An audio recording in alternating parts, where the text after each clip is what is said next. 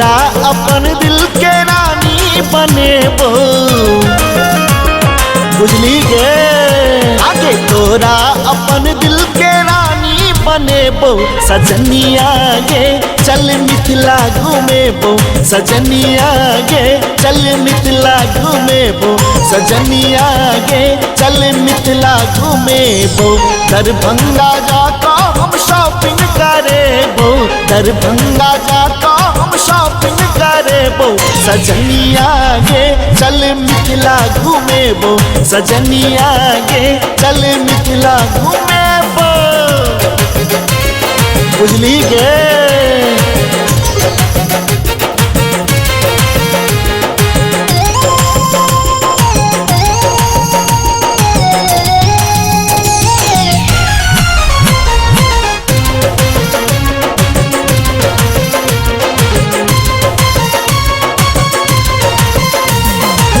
चली है सिंहेश्वर के मेला देखेबो, मीना बाजारी में पायल कीनेबो,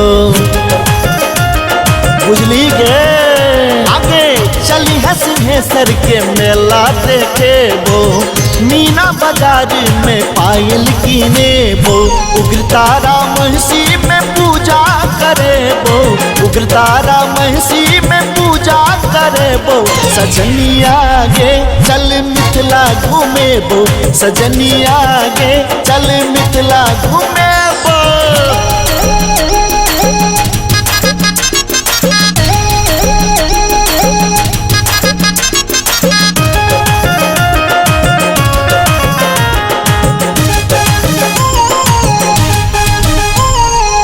जब मुजफ्फरपुर लीची खुएबो, सीतामढ़ी जानकी स्थान घूमेबो,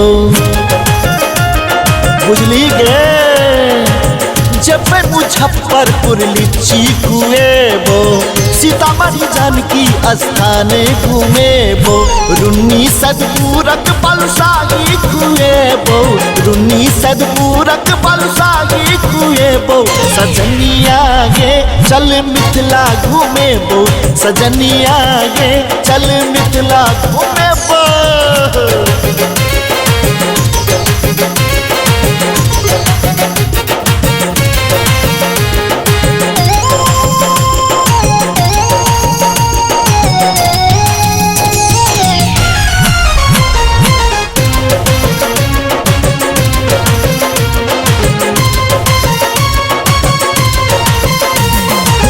मधुबनी के इंद्र पूजा छे नामी, ओत किन देबो हम लहंगा दामी,